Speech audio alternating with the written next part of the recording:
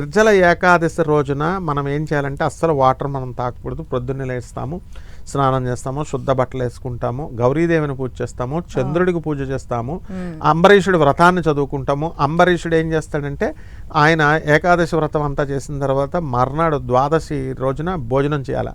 ఈ ఆశ్రమాల్లో మా గురువుగారి ఆశ్రమాల్లో అక్కడ ఇక్కడ నేను ఇందాక చెప్పినట్టుగా ఏం జరిగిద్ది, నిమ్మకాయ వాటర్ తాగిన తర్వాత కడుపు వాష్ అయిపోతుంది కదా, అప్పుడు ఏం చేయాలంటే ఫ్రూట్స్ తినాలి. ఫ్రూట్స్ తిన్న తర్వాత బాడీ సెటరేట్ అవుతూ ఉంటుంది లైట్గా ఫ్రూట్స్. ఆ తర్వాత కిచిడి అని ఉంటుంది, ఆల్ వెజిటబుల్స్ ఆర్ గ్రీన్ లీవ్స్తో తయారు చేసిన అన్నాన్ని తిన్న తర్వాత అప్పుడు బాడీ సెట్ అవుతుంది. ఇది ప్రొసీజర్. ఇది అంబరీషుడు చేశాడు. అంబరీషుడు ఏం చేస్తాడు, దూర్వాస మహాముని తన శిష్యులతో వస్తాడు. వచ్చినప్పుడు రండి అని చెప్తాడు. ఏకాదశి వ్రతం చేస్తాడు కదా, ద్వాదశి రోజున మరి ఆ గడియలు వెళ్ళిపోతున్నాయి, ద్వాదశి గడియలు వెళ్ళిపోతున్నాయి, వచ్చేస్తుంది. ఏం చేయాలి, ఆయన ఇంకా రావట్లేదు, ఆ గెస్ట్ని పిలిస్తే దూర్వాసుడు. నేను ఏం చేయాలి అని చెప్పేసి ఈయన వాటర్ తాగుతాడు. పాపం వాటర్ తాగితే దూర్వాసుడు కోపం వచ్చేసి అంబరీషుడిని శపిచ్చేస్తాడు. నువ్వు నానా యోనుల్లో పుడతావు, అది ఇది అని శపిచ్చేస్తే, అంబరీషుడు ఎవరండి, ఎటువంటి శ్రీ మహావిష్ణువు యొక్క భక్తుడు. ఆయన ఎంత గొప్ప భక్తుడు అంటే ఇదంతా కూడా నిర్జల ఏకాదశి కథ అనమాట. అంబరీషుడు అనేటటువంటి వాడు విష్ణు భక్తుడైనటువంటి ఒక రాజు. ఆయన శత్రు రాజులు ఎప్పుడు కూడా నిరంతరం ఓం నమో నారాయణాయ అనే మంత్రం చదువుతూ ఉంటాడు. తర్వాత ఏం జరుగుద్దంటే శత్రు రాజులు ఆయన మీదకి దండెత్తి వచ్చారని తెలుస్తుంది. అప్పుడు అందరూ ఏం చేస్తారు, మామూలు మిగతా రాజులైతే తన మిత్ర రాజులను అందరినీ ఫోన్లు చేసుకొని మీరు రండి, నాకు మన మీద గుండాలో 10 మంది వస్తే మనం ఒక 7-8 మందిని తెచ్చుకుంటాం కదా మనకు తెలిసిన వాళ్ళు, అలా పిలుచుకోవాలి.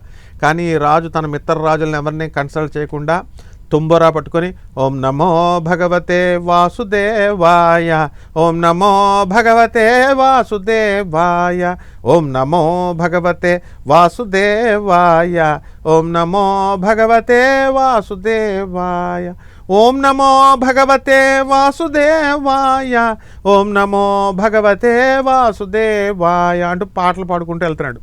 ఈయన రాజుకు పిచ్చెక్కింది. శత్రురాజుల మీదకి వస్తే వీడు మిత్రరాజులని తన మిలిటరీ ఫోర్స్ని పోగేసుకోకుండా పాటలు పాడుకుంటున్నాడని అందరూ అనుకుంటారు ఆ రాజ్యంలో ఉన్న ప్రజలు. ఇప్పుడు శత్రురాజులు వస్తారు, అంబరీషుడిని నరకాలని ఇలాగ కత్తులతో ఇలాగ వేయగానే వాళ్ళకి ఎవరికి కనబడకుండా వాళ్ళ చేతులన్నీ కట్టయిపోయి పడిపోతున్నాయి. ఎవరైతే కత్తులు ఇలా అంబరీషుడి మీద పెడుతున్నారో చేతులన్నీ కట్టయి పడిపోతున్నాయి. ఏమిట్రా అంటే జగద్గురు అయినటువంటి శ్రీకృష్ణ పరమాత్మ, మరి ఆ శ్రీమన్నారాయణమూర్తి అపార దయామయుడు, దుష్టజన వాళ్ళని చంపేవాడు, శిష్టజన రక్షకుడు సుదర్శన చక్రం ప్రయోగించాడు. టకా చేతులన్నీ పడిపోతున్నాయి. అప్పుడు ప్రజలంతా అయ్యా బాబో ఇంత గొప్ప మహాభక్తుడని, అంబరీషుడు ఆ లెవెల్ భక్తుడు. అటువంటి వాడు శ్రీమన్నారాయణ ఇదేంటి స్వామి, నేను నీ వ్రతం చేసుకుంటూ ఇలా చేస్తే దూర్వాస మహాముని నాకు శాపాలు పెట్టేస్తున్నాడు, నన్ను రక్షించు అంటే శ్రీమన్నారాయణమూర్తి సుదర్శన చక్రాన్ని ఇసురుతాడు. దూర్వాస మహాముని ఎవడు, ఆయన సాక్షాత్తు రుద్రుడి యొక్క శివుడి యొక్క కోపం నుంచి పుట్టినటువంటి వాడు.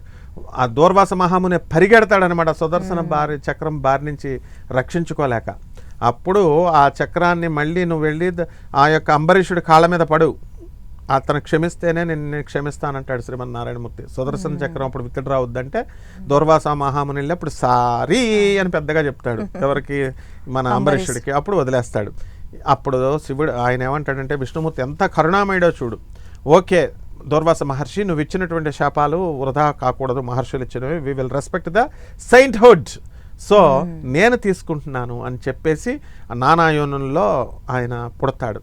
అదే మత్స్యావతారం, వారాహ అవతారం, నారసింహం, వామనావతారం, రామచంద్ర, ఇదంతా ప్రజల కోసం పనికొస్తుంది. కాబట్టి దూర్వాస మహాముని ఇదంతా లీల చేస్తాడు, శ్రీమన్నారాయణమూర్తి లీల.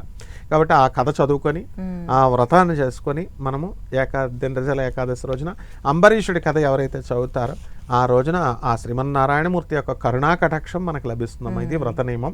పాయసాన్నాలు, పులిహారలు, నైవేద్యం మామూలే ఇవన్నీను. వ్రత కథ ఇవంతా నిర్జల ఉపవాసం అంటే అది తేడా.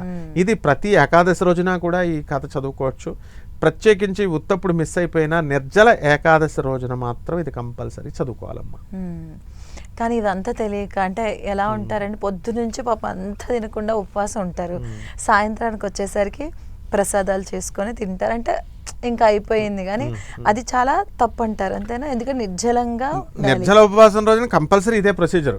ఎవరికంటే ఎగ్జంప్షను ముసలి వాళ్ళకి, చిన్న పిల్లలకి, వ్యాధి షుగర్ వ్యాధులు ఉన్నటువంటి వాళ్ళు ఎగ్జంప్షన్, వాళ్ళు తినొచ్చు. మిగతా వాళ్ళు మంచి బలంగా ఉన్నటువంటి వాళ్ళంతా కూడా ఈ వ్రత ఫలితం రావాలంటే కంపల్సరీ ఇలా ఉండాల్సిందే, ప్రతి ఏకాదశికి ఉండాల్సిందే. ఒకవేళ మామూలు ఏకాదశిలో ఉండలేకపోతే ఇంకా మామూలు మధ్యాహ్నం ఏదైనా తినడం, ఫ్రూట్స్ తినడం ఇలా. కానీ నిర్జల ఏకాదశికి మాత్రం ఈ నియమం తప్పదు తప్పదు తప్పదు. ఇది నిజం, ఇదే నిజం. ఒక రకంగా మన శరీరానికి కూడా ఇది మంచిది మెకానిజం. అందుకే ఋషులు పెడతారు. ఏంటంటే అంటే మన సనాతన ధర్మంలో మనం పాటించే ఆచారాలు కావచ్చు, పూజాధికాలు కావచ్చు, దానికి ఖచ్చితంగా దాని వెనక ఏదో ఒక సైంటిఫిక్ రీజన్ ఉంటుంది. మనం అదంతా గ్రహించక గుడ్డిగా వెళ్తూ ఉంటాం. 100% ఇది. ఋషులు అంటే సైంటిస్ట్లే ఋషులు. Saint and scientist. సైంటిస్టే సెయింట్.